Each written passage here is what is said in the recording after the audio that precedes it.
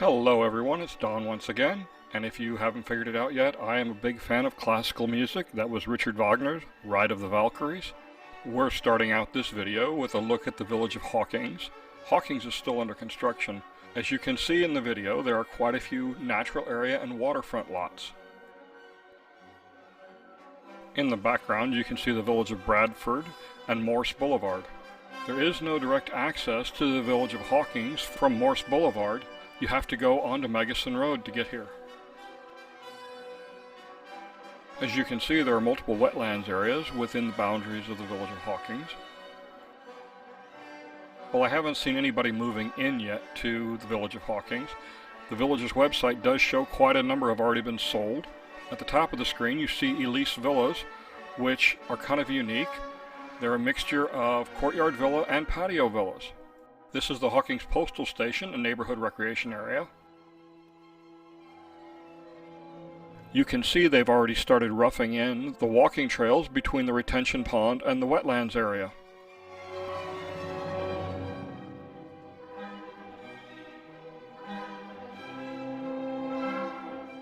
Most of the lots along the wetlands area that you see here are still available. They're in the 200 range.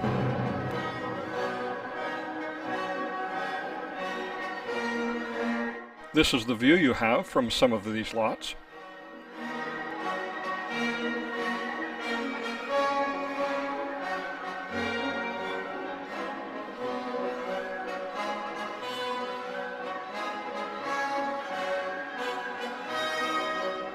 This is the village of St. Catherine. It is coming along very, very quickly. About half of the water sites you're seeing here are already sold. They're running between $175 and $200. I am flying along St. Catherine's Circle, and up ahead is the St. Catherine's Neighborhood Recreation Center and Postal Station. It's a little unique. It has a free-form pool instead of the normal rectangular pool. From what I can tell, St. Catherine continues on all the way to the Lake County line.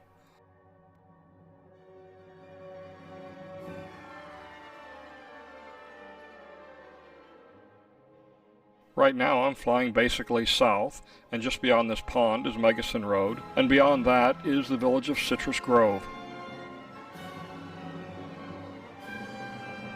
Citrus Grove is tucked in along the Laurel Oak 9 of the Southern Oaks Golf Course. We're coming in on the Citrus Grove Recreation Area and the Azeel Recreation Center that's being built.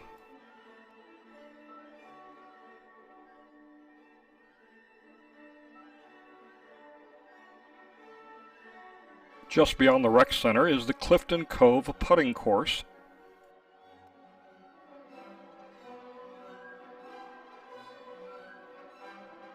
Several buildings are planned here for restaurants and shopping in the Sawgrass Grove area. This is Bexley Trail that splits the Laurel Oak and Live Oak golf courses, and it eventually goes to the Bexley Bridge that'll cross over to the other side of the turnpike where additional growth is planned. The village of Caisson Hammock is tucked in along the Live Oak 9 of the Southern Oaks Golf Course. The village of Hawkins and St. Catherine are coming up again.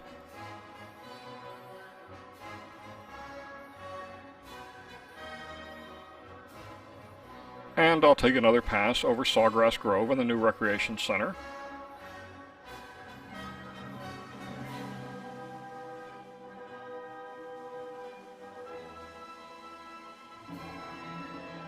Both the Azeel and the St. Catherine Neighborhood Recreation Area are tucked in along this lake. Here's a quick view of the Aviary Recreation Center, tucked in along the village of Hawkins. It has a free-form pool, tennis courts, pickleball courts, bocce, shuffleboard, the usual assortment of things.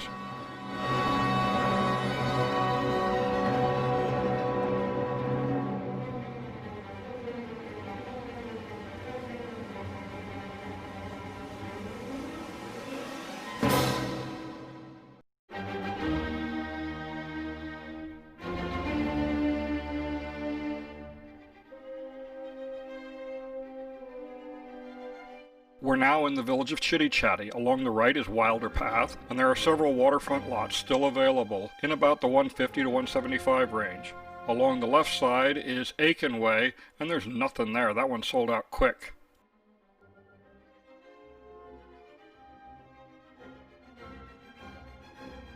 Between Chitty Chatty and Bradford is the Chitty Chatty Preserve. This is about 1,000 acres of wetlands. There's a lot of things alive in here, and I'm sure they're going to be coming out to visit everyone once the construction settles down a little bit.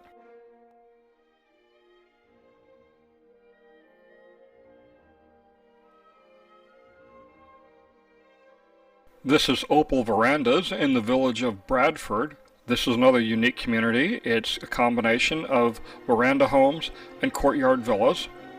Many of these have already been sold and are currently occupied.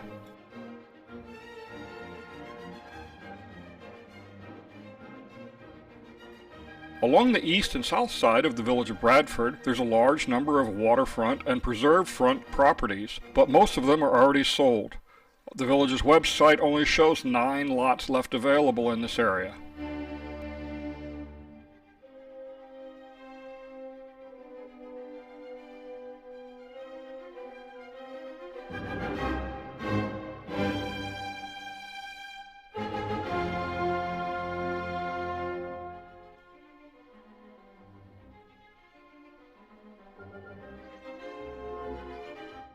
This is Thai Villas at the north end of the village of Chitty Chatty, and it's right next to the Chitty Chatty Bridge. Preliminary work has already started on Thai Villas. I'm a little surprised that it's not farther along. These kind of lots normally get built pretty quick.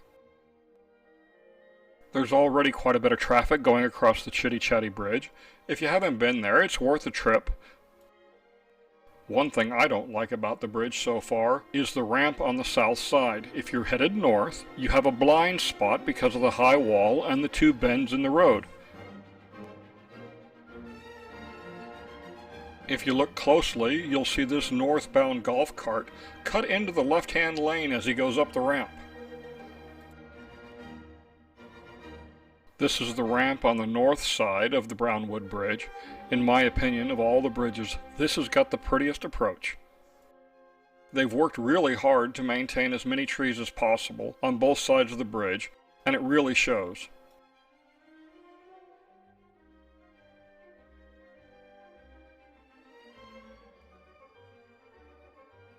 This is the ramp on the south side of the Water Lily Bridge going across the turnpike.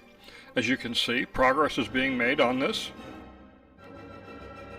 Yes, there is a gap between the ramp and the bridge. There is a span that they have to install. You see the 2 orange lines, that's the right-of-way for the natural gas pipeline that goes along the turnpike. They can't build directly on top of it, so they have to build over it. I'll go up to about 400 feet now, and we'll take a look at the north side of the turnpike.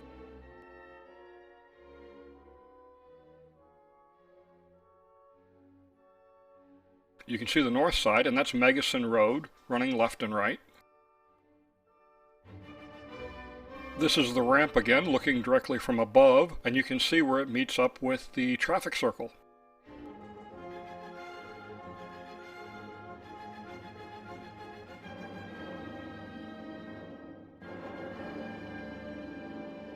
This is Megason Road, starting at Brownwood and headed south. We just passed over a large commercial area that's scheduled to be built.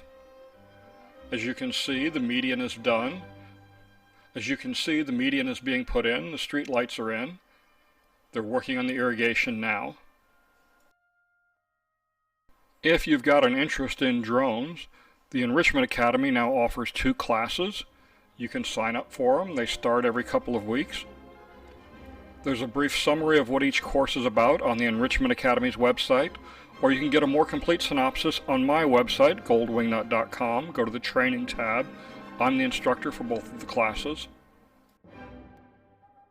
As you can see, the roadway and the multimodal paths seem to be complete all the way down. The Water Lily Bridge can be seen in the upper right-hand corner. Off to the left of this traffic circle, there's supposed to be another recreation area being built.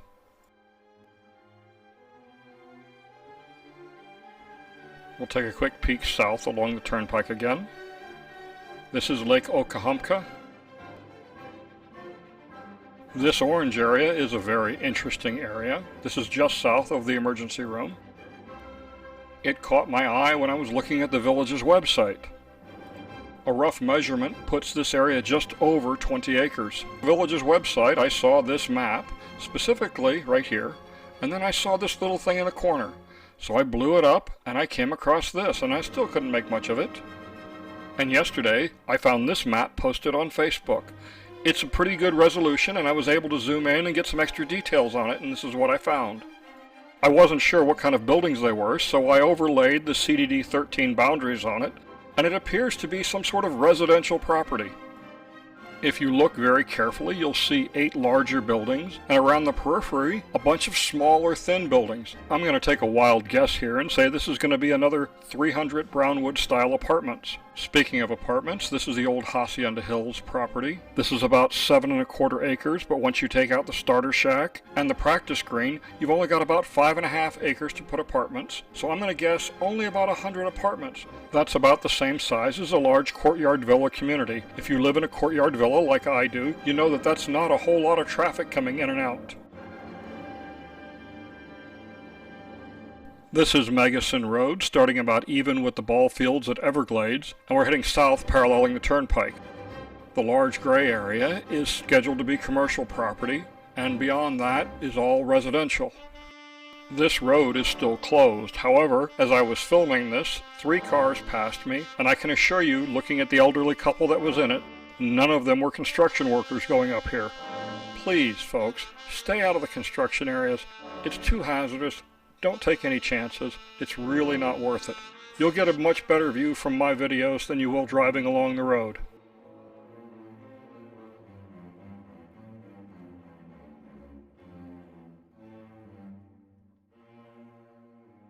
This is the new village's health primary care facility being built at Lake Deaton. It's coming along pretty quickly. This is going to be a welcome addition for this area because there's not any medical facilities anywhere near here.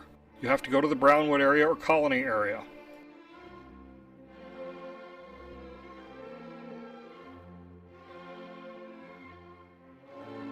This is back at Magnolia Plaza. That's the Citizens First Bank. One of the retail buildings, another retail building, Publix, and the rest of the retail buildings.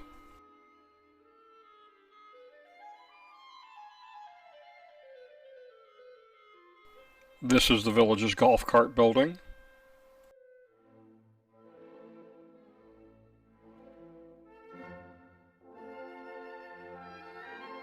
And they finished the second entrance off of Marsh Bend Trail.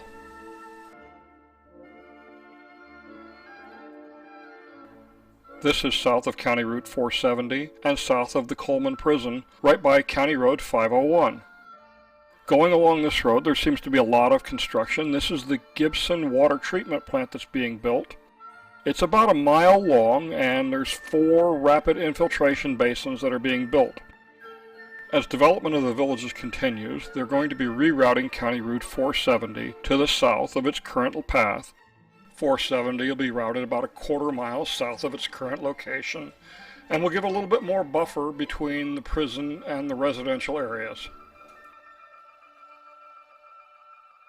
Just about everything you see in this image here is going to be the villages. Of course, it's going to take quite a few years for it to get down here, but they've got it all in the plans now.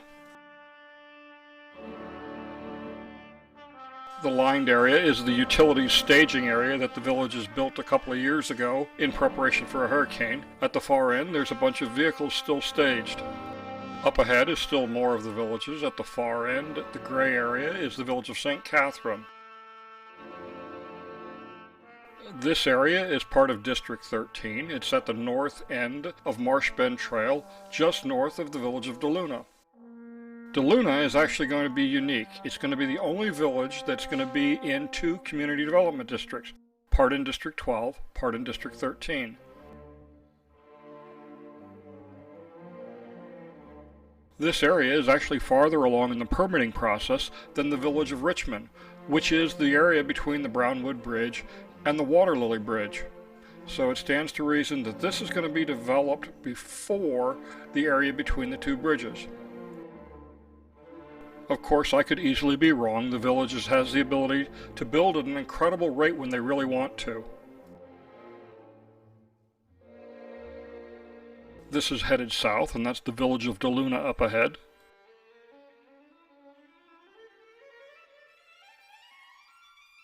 This is the village of Hammock at Finney. That's Red Fox and Gray Fox along the right. As you can see, there's quite a bit of work going on here. This has been going on for about 2 years.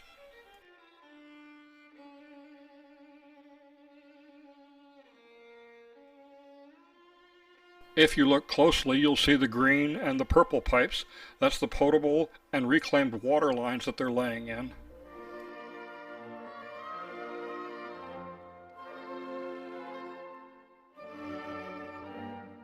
As I was finishing shooting up this area on Sunday, a couple of folks on Red Fox were waving me down. This is Greg and Mary and a couple of their friends. Sorry, Greg, I just can't pronounce your last name. I hope you've enjoyed this video. Thanks for watching. Please subscribe to my YouTube channel. Have a good day.